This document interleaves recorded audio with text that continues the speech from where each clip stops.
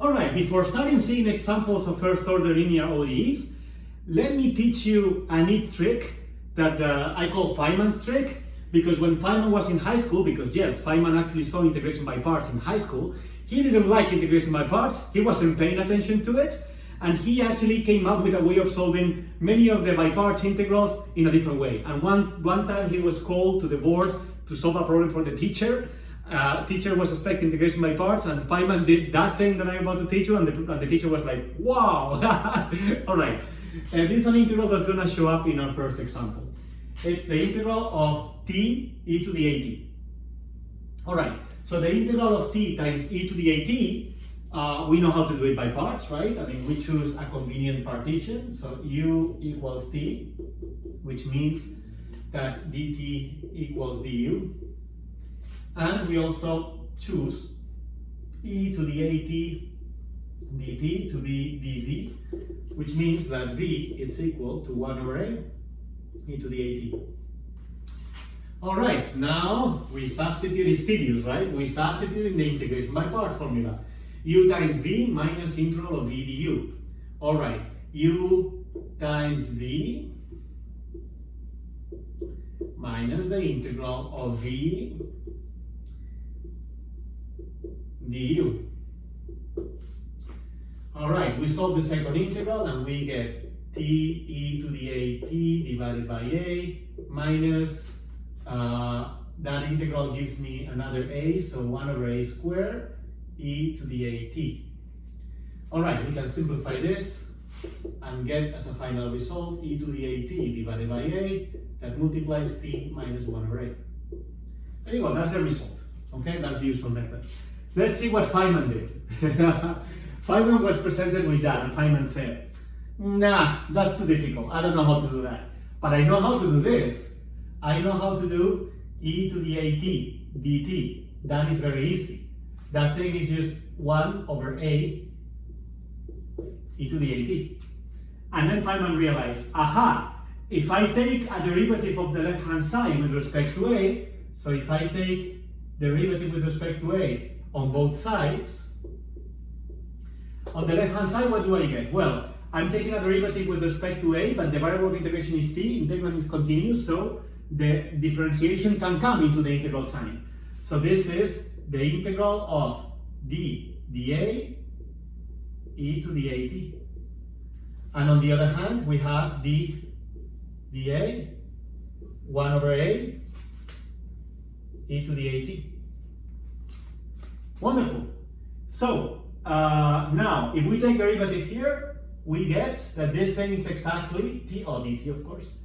This is t e to the at, taking derivative with respect to a, dt. Aha, this is the integral we want to calculate. And on the other hand, we use Leibniz rule. Leibniz rule gives me, okay, derivative of the first minus 1 over a squared, okay, times e to the at, and then plus 1 over a times the derivative of the second, the derivative of the second, that tells me with respect to a, it's t e to the at.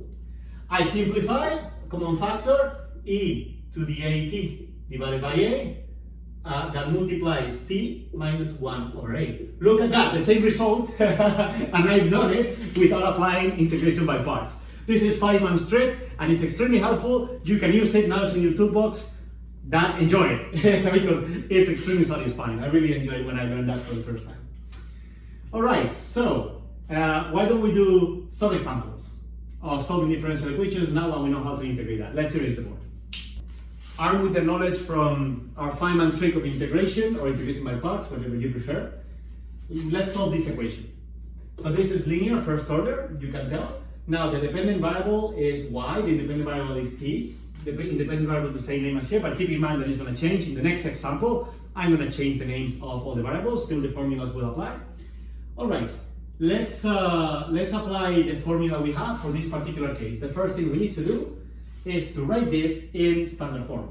So to write this in standard form, all that we do is put this on the left hand side, y prime minus y divided by t equals e to the t.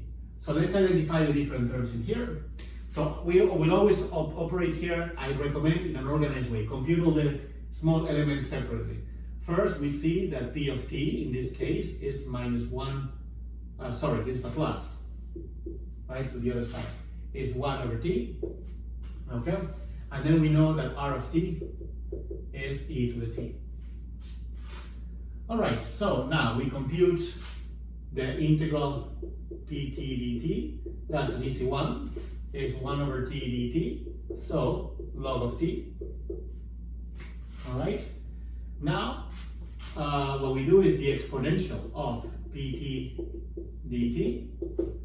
So this is the exponential of the log of t, and that's the exponential, so just t. All right, let's do it. Let's substitute in the formula. So we know that y of t in the formula is the exponential of minus pt dt, so the inverse of that, 1 over t, that multiplies the integral of r of t, e to the t, times exponential of pt dt, which in this case is t, dt plus a constant. Now, we know what that integral is because we did it right before with Feynman's trick. So we saw integration by parts. Substitute 1 over t that multiplies e. Of course, in this case, a is equal to 1, so it's very, very simple. So this thing is just e to the t, a is equal to 1, times t minus 1, plus c. All right, and that is it. That is the solution. Very simple linear first order equation. All right, let's do another one. All right, so this is a very simple one. Y is the dependent variable, and let's say that t is the independent variable again. So we write it in standard form, and we get y prime minus 2y equals minus 6. Very simple. All right, so in this case, p of t is super simple, it's the number 2. R of t is minus 6. How easy? Integral of pt dt, in this case, is the minus integral minus 2 integral dt. So this thing is minus 2t. Okay? And of course, the exponential of integral of pt dt is just the exponential of minus 2t.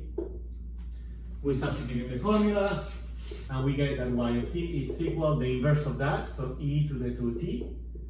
That multiplies, and now we get integral of r of t, which is minus 6, so minus 6 multiplied by exponential of minus 2t plus c.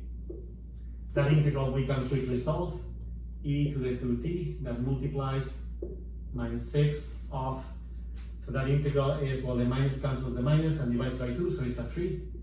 3e to the minus 2t plus c. Now we can simplify quite a bit, and we get actually c e to the 2t plus 3. And this is y of t.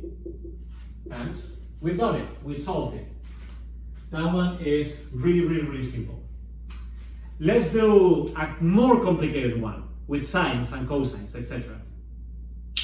All right, so let's start strong. Let's begin with an exercise that is implies cosines and sines multiplying things that are always scary to students when they first face them in a course like this. So let's remember here I wrote the standard form for the general first order linear equation and the formula that solves it. Now I add the extra complication that here the dependent variable is x, independent is t, and here the dependent variable is y, the independent one is x. But it doesn't matter, we can apply the formulas nevertheless, right? That's purposeful. Let's do it. First, what we need to do is check that this is, it's an ODE, it's first order, and it's linear. Wonderful, it's non-homogeneous, but no matter, we have a formula. All right, so first thing, let's write this equation in standard form. To write in standard form, we divide by the coefficient of the derivative of the function. So this we divide by the cosine of x, and we get y prime plus sine of x divided by cosine of x, y, equals twice cosine squared of x, sine of x, minus 1 over cosine of x. Now it is in standard form. So what we're going to do is identify the functions p and r and work schematically, work in a very organized manner. So first, standard form, let's identify what is p of x. P of x is what multiplies the dependent variable. So it's sine of x divided by cosine of x. Sine of x divided by cosine of x. All right, wonderful. Let's identify r of t. R of x. R of x is equal to twice cosine squared x sine x minus 1 over cosine x. All right, then what do we need? Well, first we need the integral of pt dt, or px dx in our case. So let's compute that. The integral of px dx is the integral of sine of x divided by cosine of x dx. This is easy because we have 1 over a function multiplied by the derivative of the function, except for a minus sign. The derivative of the cosine is the minus sign. So this is the same as minus sine of x divided cosine of x dx, and now it is the logarithm. So this thing now is minus the log of cosine of x. All right, wonderful. So we have that. Now we need the exponential of that as well. So we need exponential of p of x dx.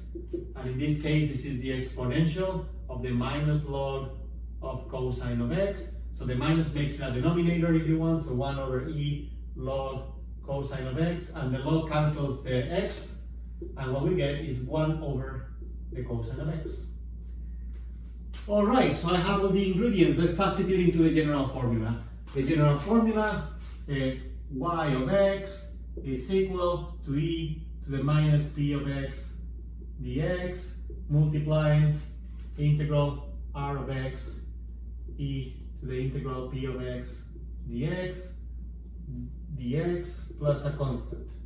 That's the formula. So let's just substitute. So we have that y of x is equal to 1, so it's this expression only with a minus here, which is the inverse. So this is the cosine of x. And now the cosine of x that multiplies the integral of r of x. Let's just write r of x multiplied by the exponential. So you see the exponential divides by the cosine. So r times 1 over cosine cancels in the first term, cancels. We have 2 cos x sine x, cancels the square. Now we get minus 1 over cosine square of x dx plus c. All right, so what we need to do now is to integrate this. These are easy integrals, okay? And in fact, you can do it in different ways. You could, for example, write this as the cosine of the double angle, but let's not, because this is actually easy. There is a function multiplied by its derivative. So the integral is the function square, right? Remember, I mean, I hope you remember your immediate integrations. If not, please check them. Also, you can use Wolfram Alpha to check that you're integrating right. So if we write the integral of this, the result of this integral is the following. This is going to be, so y of x is equal to the cosine of x multiplying minus 1/2 cosine of 2x. I did this one by using the double angle formula, but it doesn't really matter, minus the tangent of x, which is an immediate integral. Anyway, please check, of course, plus c. Please check that this is the, that you can get this solution, all right? So this thing is the general solution to the first equation and constitutes our first example. All right, let's do another. All right, so for this example, we're gonna solve an IVP, an initial value problem. So usually we find the general solution and there's a constant there in the general solution. There's a family of infinitely many solutions. But now we're going to demand, I want the specific solution that satisfies that y of 1 is equal to 2. This is an initial value problem, as we mentioned before. And we're gonna find the value of the constant that satisfies that. So the steps are, first, find the general solution. then find the value of the constant that satisfies that condition. All right, so here the independent variable is x, dependent variable is y, so let's identify the different functions. This is already in standard form, which helps a lot. So we get that p of x is equal to 3 over x. We get that r of x is equal to 2 divided by x squared. All right, so the next step, integral of px dx is equal to 3 integral 1 over x dx, which is 3 times the log of x. Now, of course, if we take the exponential of 3 log x, right? This thing is x cubed. I hope that you can see that. Okay, let's just write it in steps. Let's see, the exponential of px dx, in this case, is the exponential of 3 log x. So the way to do it is we have the exponential of log x to the power 3, and that means that this is the exponential cancels the log, so this is x cubed. All right, wonderful. Now, we have all the ingredients. Let's plug it into the formula. So the solution would be y of x, it's equal to the inverse of this factor, so 1 over x cubed, multiplying the integral of r of t, which is 2 divided by x squared, times this factor, which is x cubed, dx plus c. But that's very simple. The square cancels the 2 of the powers, and we get that this is 1 over x cubed, then multiplying the integral of the 2 comes out, and this is the integral of x dx plus c. So very simple. This thing is 1 over x cubed, and then multiplying x squared divided by 2, right? The 2 cancels the 2, so it's x squared plus c. All right? So we can simplify a little bit, and this thing is, is 1 over x plus c over x cubed. That would be the general solution. But we haven't finished this problem. I mean, if I only asked you to solve the equation, that would be the solution. But I gave you an IVP, an initial value problem. I want the value of the constant. I want the specific solution that satisfies that. Okay, fair enough. So if this is y of x, y of 1 is x equals 1, is 1 plus c divided by 1. All right? And then I have to impose that this is 2. Wonderful. So look how simple. C plus 1 equals 2.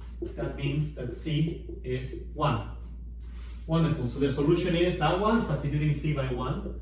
So the specific solution that satisfies this IVP, solution to this equation satisfying this initial condition, the solution of the IVP, the full problem, is 1 over x plus 1 over x cubed. And that is the solution to that specific problem. Very nice. All right, let's do a last one. Okay, so in this one, the general solution of this equation, we have to first write it in standard form. So again, this is y dot equals, I put the y on the other side, minus y divided by x equals 2x squared. All right, so that's the standard form. All right, so let's identify the different ingredients. So we have that p of x, in this case, is minus 1 over x. R of x is 2x squared. All right, so now next step is integral of px dx. It's equal to minus the integral of 1 over x dx, so minus log of x, which means that the exponential of px dx is equal to the exponential of minus log of x, which is the same as 1 over e to the log of x, and the log and the exponential cancels, so 1 over x. Let's substitute in the formula. The formula is y of x, it's equal to the inverse of that, so x, multiplying r of t, which is, so integral of r of t, 2x squared, multiplying e to the p t dt integrated, which is 1 over x, plus a constant, and this is dx, of course, plus a constant. All right, so this cancels this, and what we're left with is y of x, it's equal to x, 2 integral of x dx plus c, which is very simple, gives me x multiplying the two cancels is x squared plus c. So simplifying even, y of x, it's equal to x cubed plus cx. And this is the general solution to that linear equation. So I think we've seen enough examples to get an idea of how to solve them. Of course, the problem of solving general linear first order equations is applying this formula, right? And integrating, those are the challenges. Before I actually set you free from block one, let's do a final equation that is, if you look at it and you classify it, you see, okay, it's ODE, first order, it's non-linear though, 1 over y. That's sad, so it's non-linear. However, this is a kind of equation that can be transformed into a linear with a change of variables. Let me just show you to give you an advanced notion of how to transform some equations into linear. So, let's multiply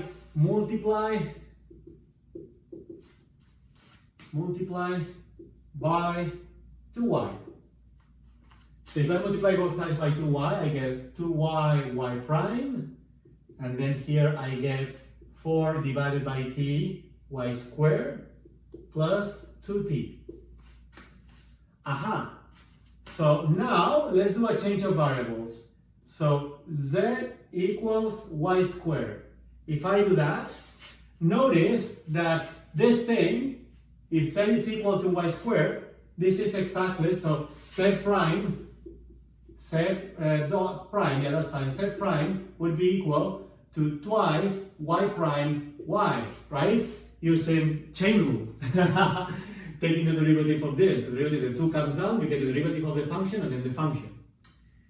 Alright, so if that's true, then the left hand side becomes just z prime, and then the rest is 4 over t z plus 2t.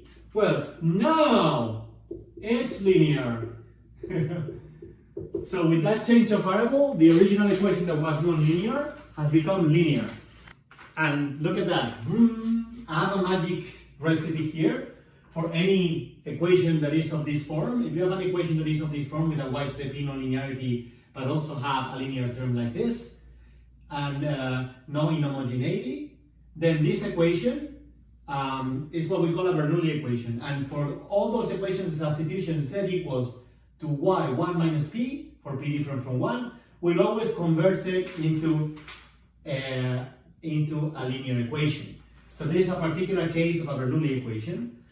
We are only going to see the Bernoulli equation. I'm not going to be asking you about Bernoulli equations in assignments or any kind of deliverable. But it's good that you have it in your toolbox and you know that you can transform this kind of equation into linear with this change of variable. Anyway, now that we're at it, let's just finish solving it. It's very easy. So we have here that p of t is equal to minus 4 divided by t, right? I wrote the equation here in standard form. So p of t is minus 4 divided by t. Then we have, let me just write this correctly. We have r of t, it's equal to 2t, right? And then of course, we have that the exponential of p of t dt in this case is just the exponential of the integral, and then let's write it minus 4, 1 over t dt. So it's equal to the exponential of minus 4 log of t. And of course, this is the same as 1 over e 4 log of t, which is the same as 1 over e log of t to the power 4, right? Which is the same as 1 over t to the power 4. All right. So that means that z of t, applying the formula, would be the inverse of that. So t to the power 4 multiplying the integral of r of t, so there's a 2 outside, and then you have a t here times 1 over t to the 4. So it's going to be 1 over t to the 3 dt plus c. Doing that integral, we get multiplying by the constant outside, we get that this is equal to c t to the power 4 minus t squared. all right? Or if you want to get a common factor, this is t squared c t squared minus 1. Of course, this is z of t, it's not y of t, which is the solution. Y of t is, of course, the square root plus minus the square root of z of t, all right? And that means that y of t, that's the final solution, is plus minus the, well, I mean, we can take the t out of the root, c t squared minus 1. There we go. And that's the solution to this particular problem. And with that, we have finished all our block, first block, that includes a separable equation, exact equations, integrating factors, and linear equations. So now we have to prepare ourselves for block 2. Block 2, we're going to learn how to solve any order, not just first order. All the equations that we've seen so far are first order. We're going to learn to solve any order ODE, that is linear and homogeneous, and then many inhomogeneous ones as well. All right, but that will come in block 2. For now, we're finished, and I'll see you in the next video.